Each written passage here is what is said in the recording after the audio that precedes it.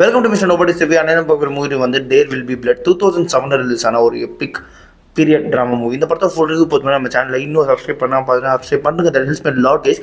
உங்களுக்கு நிறைய movies updates வந்துட்டு இருக்கும். மேலே இந்த படத்தோட கதை எங்கே ஆரம்பிக்கும் அப்படின்னு பார்த்தீங்கன்னா, இந்த படத்தில் வந்து மெயினான கேரக்டர் வந்து ரெண்டே கேரக்டர் தான். ஒன்று வந்து அவரோட பேர் வந்து டேனியல் பிளெயின்வியூ அண்ட் இன்னொருத்தர் வந்து பால் சண்டே. டேனியல் பிளெயின்வியூ வந்து ஒரு இடத்துல வேலை செய்வார். அந்த இடத்துல வந்து அவருக்கு சம் கைண்ட் ஆஃப் ஒரு இன்ஃபர்மேஷனும் சம் கைண்ட் ஆஃப் எதுவும் கிடைக்கும். அதை வச்சு இந்த ஆயில் ரிசர்வ் எடுப்பாங்களே, ஆயில் கிணறு, ஸோ அந்த வேலையை கற்றுக்கிட்டு அவர் சின்ன பிஸ்னஸ் மேனாக மாறிடுவார்.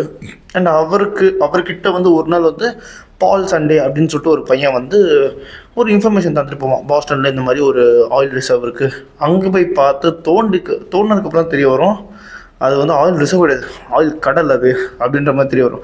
அவ்வளோ ஆயில் இருக்கும் அந்த இடத்துல. ஸோ அந்த இடத்து மேலே ஆசைப்பட்ட அவர் வந்து பாலோட ஃபேமிலியை மீட் பண்ணி அங்கே இருக்கிற லாட்ஸ்லாம் வாங்கி கொஞ்சமாக அந்த பிஸ்னஸை டெவலப் பண்ணிகிட்டே வருவார். ஆரம்பத்தில் வந்து பாலுக்கும் நம்ம டேனியலுக்கும் ஒரு நல்ல கலெக்ஷன் இருக்கும்.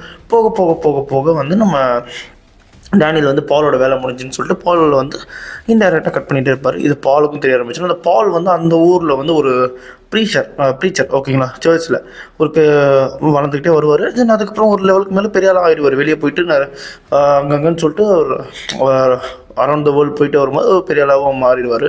அதுக்கப்புறம் வந்து இங்கே என்ன ஆகும் அப்படின்னு பார்த்தீங்கன்னா, ஆயில் ரிசர்வ் எடுத்துகிட்டு இருக்க அந்த சமயத்தில் ஒரு டைம் வந்து பம்ப் பண்ணிருக்கும்போது கேஸ் அடித்து நம்ம டேனியலுக்கு வந்து ஒரு பையன் இருப்பான்.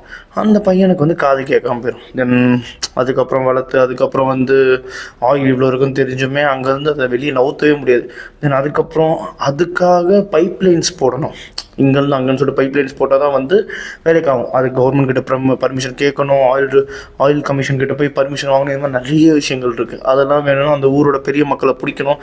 அதுக்காக வந்து அவர் சர்ச்சுக்குள்ளே போய் இன்க்ளூட் ஆவார். ஸோ அந்த மாதிரி ஒரு நார்மல் மனுஷன் தன்னுடைய சாம்ராஜ்யத்துக்காக எந்த அளவுக்கு இறங்கி போவான் அப்படின்றது அந்த படத்தோட கதை. அந்த கடைசியில் வந்து பிஸ்னஸ் சக்ஸஸ்ஃபுல்லாக ஆச்சா, இவர் சக்ஸஸ்ஃபுல்லாக ஆனாரா இல்லையா லைஃப்பில் அப்படின்றத அந்த படத்தோட ஒரு கதை. ஒரு சராசரியான மனுஷன் வந்து கஷ்டப்பட்டு பிஸ்னஸ் ஆரம்பித்து அந்த பிஸ்னஸ் என்னென்ன பண்ணுவான் அப்படின்ற அந்த லிமிட்டேஷன் தான் இந்த படமே, ஓகேங்களா. அண்ட் இந்த படத்தில் வந்து ஆக்டிங் வைஸ் எல்லாருமே பிரித்து எடுத்திருப்பாங்க. டேனியலாக இருக்கட்டும், பாலாக இருக்கட்டும், ரெண்டு பேரும் ஆக்டிங் வந்து நோட்டபுளாக இருக்கும். டேனியல் ஆக்டிங்லாம் வந்து பயங்கரமாக இருக்கும். ஆக்டிங்கு, படத்தோட விஷுவல்ஸ்லாம் சூப்பராக இருக்கும். தீம் மியூசிக் மட்டும் ஏன்னு தெரில, ஒரு மாதிரி ஏற்றி விட்ருவாங்க டம்முன்ட்டு. அது எதுக்குன்னு தெரில. ஆனால் அது சில சீன்ஸ்க்கு செட் ஆச்சு, நிறைய சீன்ஸ் செட் ஆகலை. மற்றபடி visual and acting was at peak அப்படின்னு தான் சொல்லணும். உண்மையாகவே ஒரு சூப்பரான படம்.